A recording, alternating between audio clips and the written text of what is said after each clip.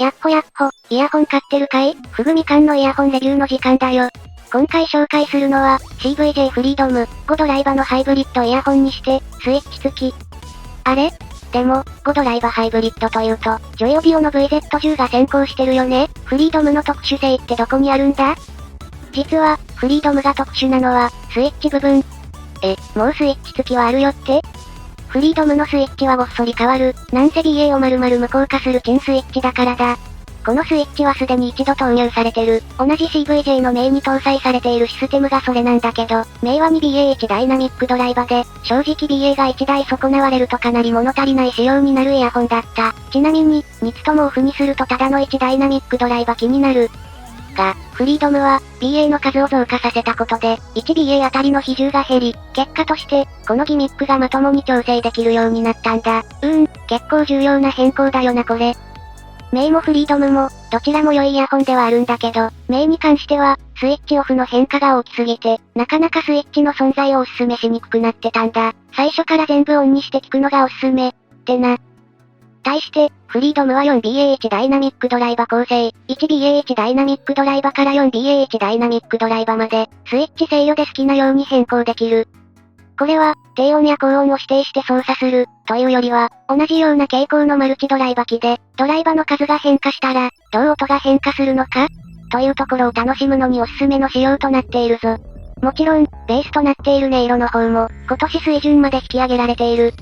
CVJ フリードムは、2021年頃に全盛を迎えた、中華マルチドライバハイブリッド路線の生き残りのような仕様になっていて、TRN-VX がそのまま改良を続けてたなら、こんな音になってたんだろうなというサウンドだ。高音側は BA ドライバのキレが引き立ち、低音側はサブベースなどの量感もたっぷりある、という仕上がり。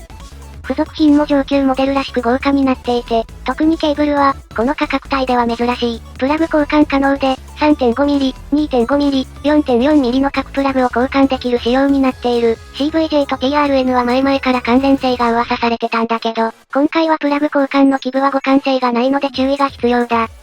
パッケージはご覧になった通り、高級志向になっていて、特に、久しぶりに付属品が収まった引き出しタイプのパッケージを見た。ただ、付属品の内容自体はシンプルで、イヤーピース、ケーブル、そしてピンと、いつもの CVJ についてくる巾着型ポーチのみだ。ポーチは付属品収納に便利だぞ。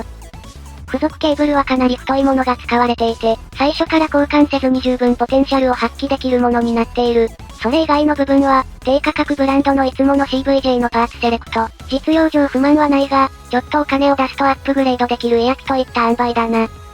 本体は、この手のマルチドライバハイブリッドの標準である、樹脂製のメインパーツに、金属系のフェイスプレート、そしてノズルが装着されているタイプ。本当に定番中の定番の構成だけど、それゆえにすでに熟成されてるってことだと思うな。遮音性は平均的、外装の大きさは、若干大きく感じるものの、耳に干渉するような形状ではないので、誰でも問題なく使うことができるぞ。また、使用されているフェイスプレートはアルミ系の軽量な合金が使用されているので、おかげで長時間使ってみても、特に問題のない仕様となっている。安心して使い倒そう。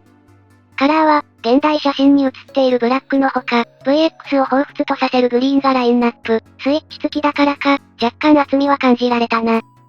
というわけで、若干大きめなものの、問題のない装着感、そして、実用的なパーツが付属した、スイッチ付きイヤホン、それがフリードムだ。音色の方に入っていこうか。CVJ フリードムの音色は、さっきも言った通り、TRN-VX のような、2年前に登場した、完成度の上がった低価格ハイブリッドドライバーを、そのまま進化させたようなサウンドになっている。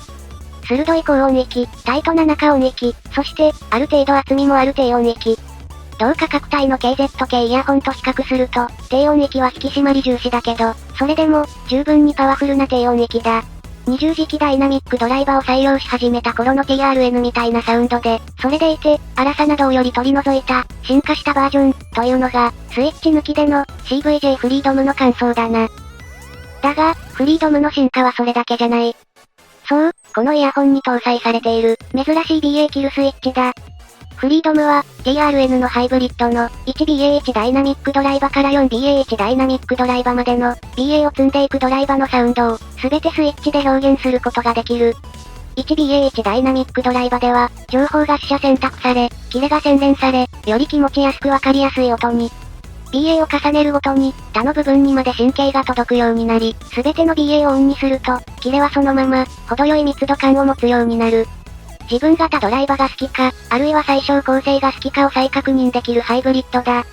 一方で、低音をより強く、とか、高音をより優しく、といったような、細やかなオーダーには対応しない、CVJ フリードムのスイッチは、疑似的に BA の多少を再現するものであり、カスタムして好みの音を見つけ出すものではないからだ。音色を分解してみよう。高音域は、TRN 系のような、金属感が強いサウンドを提供する。これは、金属音以外もちょっと硬質によるくらい強調されたもので、初期の TRN なんかの刺さりを取り除いた、強化系のような音色だ。中音域もこの傾向を引きずっていて、4BA にしようが1ダイナミックドライバにしようが、結構鋭さのあるサウンド。ここら辺は、メリハリの効いた感触系イヤホンっぽいよな。そして低音域、従来の TRN に使用されていたドライバの一部は、この高音域の雰囲気についていけないものも多いんだけど、今回、フリードムに採用されていたダイナミックドライバは、ナノフェーズセラミックを採用したカラフルな、ちょっと言っている意味はわかんないんだけど、なんかカラフルらしい。実際に聞いてみると、低音域が、従来型の20磁気ダイナミックドライバに比べて、かなり引き締まりが良く、ブーミーにならないようになっていることがわかる。インパクトなどはそのまま、雰囲気は高音域側から大きく崩れていない、ということだ。このため、厚みはあるけど、引き締まりがしっかり出ている、VX と VX Pro の中間の良いところ取りのようなドライバになっている。サブベースの沈み込みはきちんとあったので、そこら辺も両方欲しい人にも安心だ。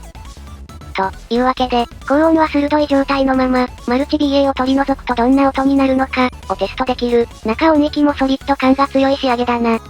低音域は、新型ドライバのおかげで、高質感を損なわず、それでいて結構沈み込む。それを 1BA から 4BA まで組み合わせてテストできる、ということで、面白みの多い1台となっているぞ。弱点は、どうしてもスイッチを追加したことによる価格くらいだろうか。とはいえ、それだからこそ、この特徴を得ている、と言えるので、この仕様にその価値があると感じるのなら、フリードムは買って遊べる1台だと思うぞ。